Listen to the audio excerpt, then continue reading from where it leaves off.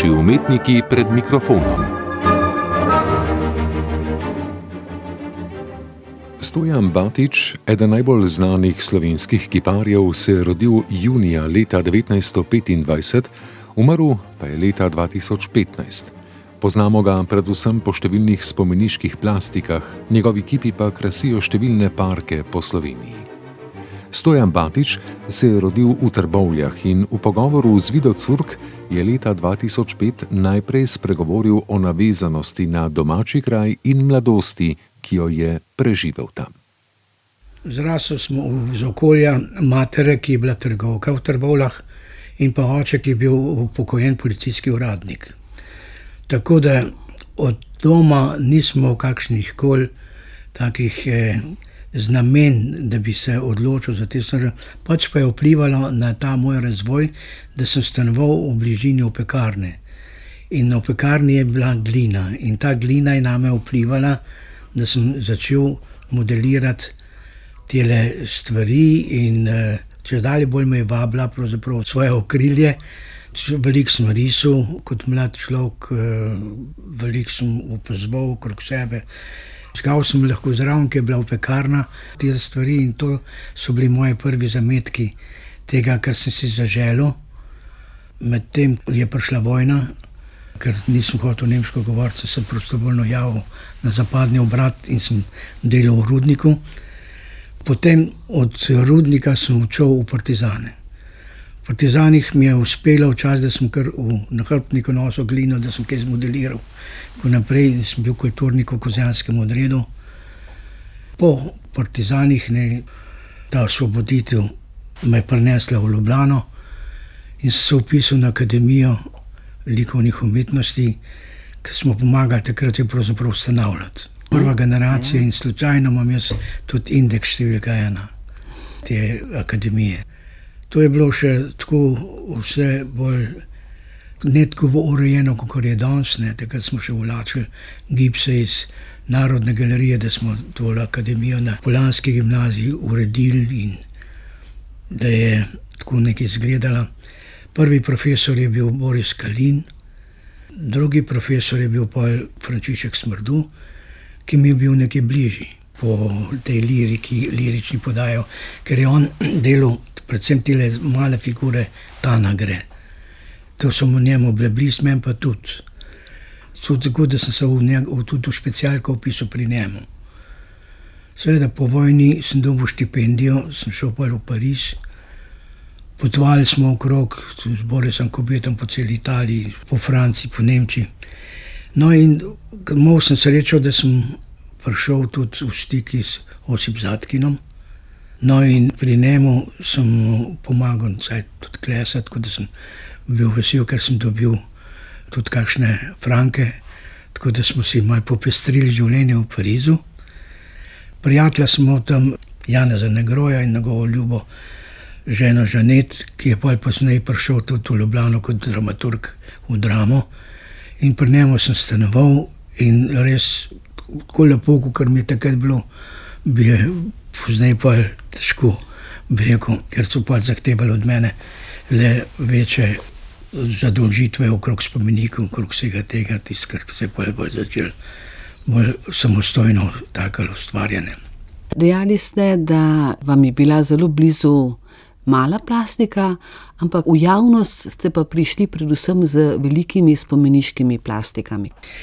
Veste, v zahvalo za tale partizansko gibanje in tako naprej so prišle te naloge na tečaji in te stvari, da smo začeli delati spomenike Enobeju, in ta monumentalna plastika mi je bila nekje tudi blizu, ker pa je bilo to po vojni, po vsem tem, kar sem doživljal in vse te stvari, ta partizanstvo, je bilo včasih malo mučno.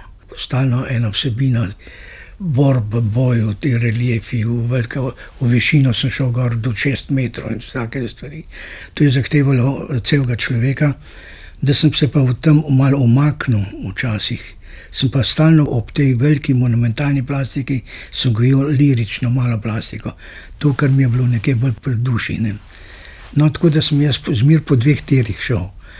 Tako da sem lahko tudi na razstave šel z malo plastiko dokler nisem praktično prišel do enega spoznanja v Parizu, da tam lahko vsak dela te čopolase deklice in vse te akte in vse takele zadeve, to, kar je bil vzor pravzaprav med bivšim vojnama, ne. Ta figuralika. Sem pa jaz se odločil, da moram iti nazaj, tam, kjer sem pognal korenine in od tam ven iti. In takrat sem se odločil za cikl rudarjev. Ta cikl rudarjev sem posvetil mojim rojakom, trboveljskim rudarjem. In ta cikl mi je prinesel pa tudi Prešernovo nagrado. In tega cikla sem se držal ob spomenikih še 10 let. Praktično sem vnašal pravzaprav pa te elemente, ki sem jih podedoval nekje po mojem velikem vzorniku Zatkinu, ne. No, in jaz sem s tem, da sem te rudarje začel delati z enim res neko pieteto, zahvalnost za tiste leta, ki sem jo preživel z rudarji. Sem dal tako kot človek rudnik, da sem kot fosil ustvaril tega rudarja, da sem mu dal vse tiste opornike in vse tiste rudniške naprave, vse tele rove in smo vtisnil njega kot nekako Mišičev je, da je pravzaprav on postal del rudnika in rudnik del njega.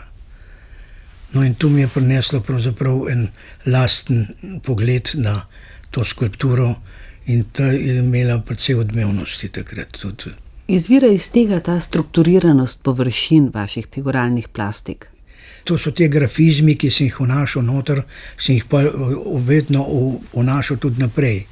Ta struktura mi je pa ostala zaradi tega, da sem dobil eno barvitost tudi v skulpturo, ker to ni bil sam chiaroscuro, to se pravi, nisem črno-bela svetloba, ampak sem skušal dobiti tudi nijanse v raznih strukturah, s tem sem dobil barvo nekje v skulpturo in pa tudi eno življenjsko igrivost te tehnike moje, s tem grafizmi mi je dala pravzaprav eno gotovo zadovoljstvo s tem, da sem se lažje izražal.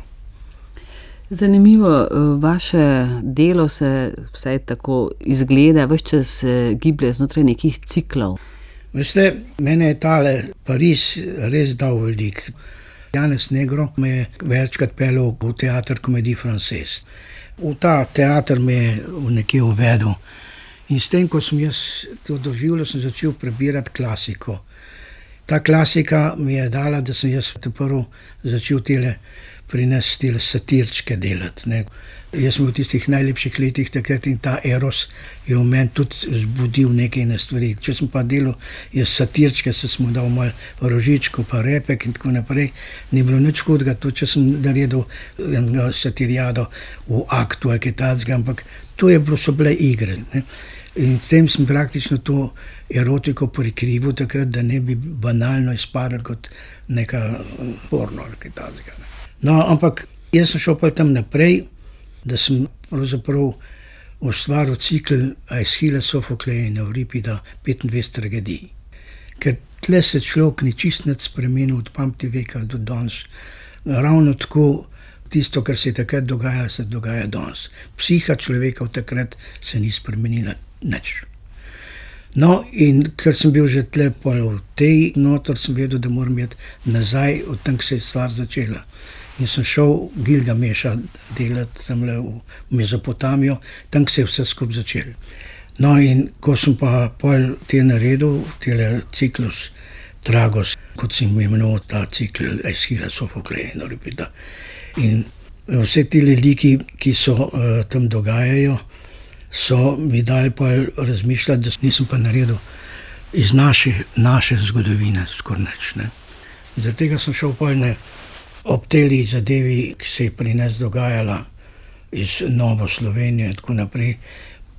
Tik pred tem, ker je bilo to že malo v zraku, sem delal celjske grofe. Ker sem smatral, da je to bila prva dinastija pri nas, ki smo lahko govorili o tudi slovenski poanti tega, ker tle se je govorila tudi slovensko, izhajali so iz Solčave kot preprosti kmeti in so pokneženi postali in tako naprej. No in to sem smatral takrat, da bi lahko bilo kot neki začetek, zametek neke države slovenske. Po tistem sem se lotil pa slovenskih pravljic. Najlepše slovenske pravljice, to, ker pravzaprav vsak narod ima. Mi pa nobeden pri nas se ni spravil.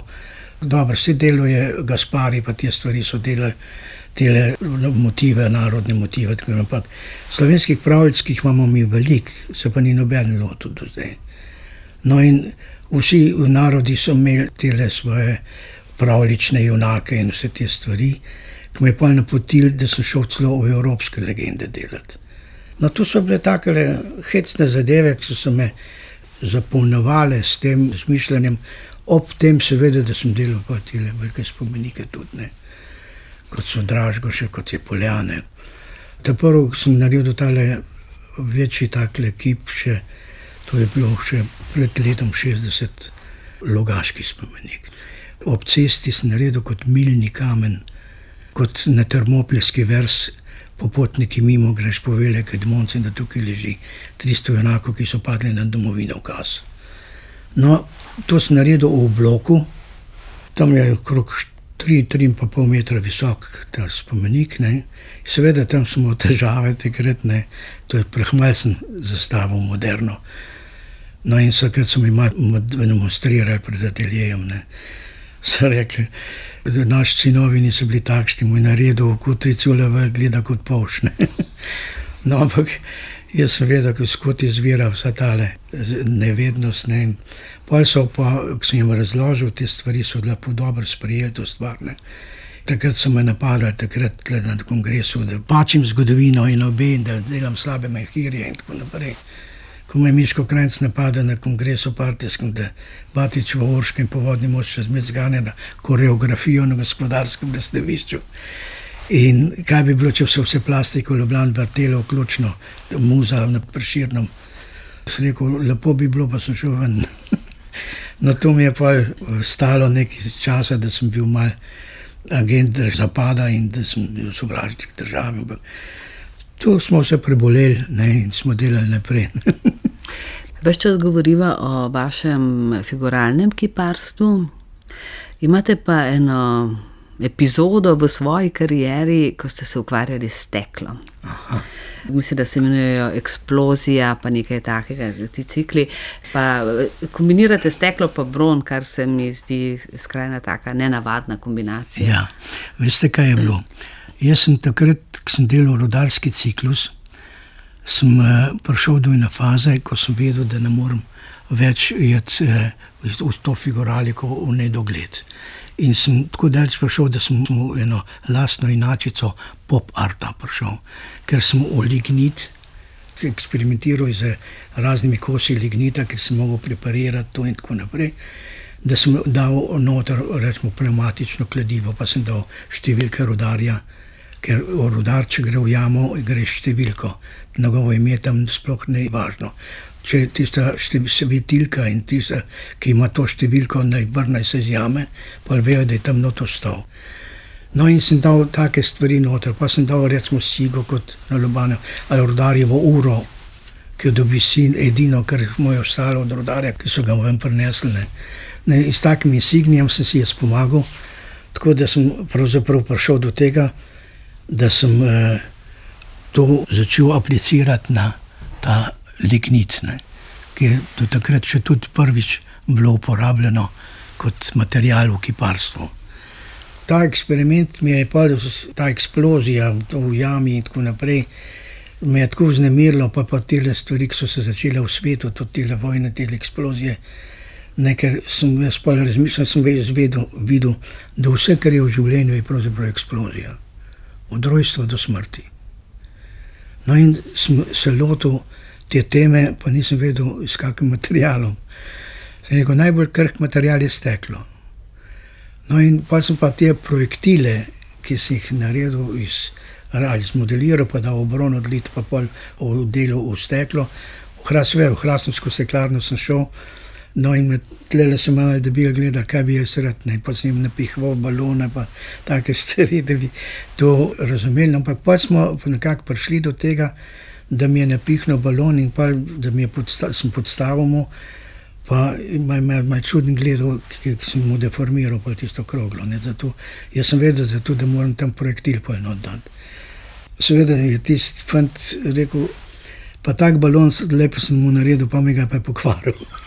No, ja, da smo se malo zabavali pri te stvari. Lahko sem pa delal sam v sobotah popolno pol nedeljo, ker vsa tehnika pri tej stvari je bila v tem, kako ohlajati steklo. Ker ogromno z teh stvari smo naredili, nam je vse popokali. No, pa smo pogledali to, da smo ohlajali, da smo imeli toliko časa, da smo celo nedeljo ohlajali, pa je pa tisto ostalo. To je bilo malo senzacionalno, predvsem za fotografe, ker so to krasno lahko fotografirali, ker čim si je drugače obrnil, je druga svetloba bila, se je lovila te noter.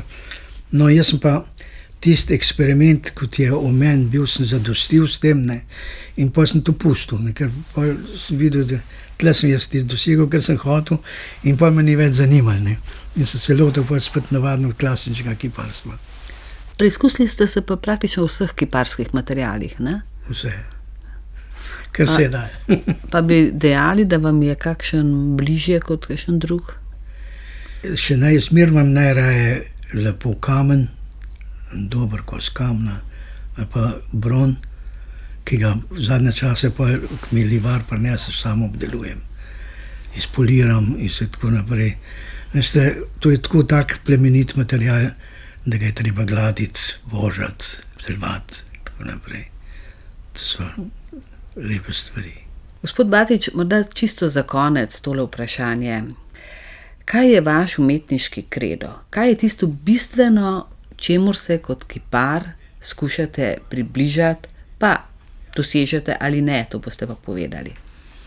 Ja, želja po tem, da bi naredil nekaj takega, kar pravzaprav še ni bilo naredega. Ampak tu je težko, ker je bilo že vse naredeno.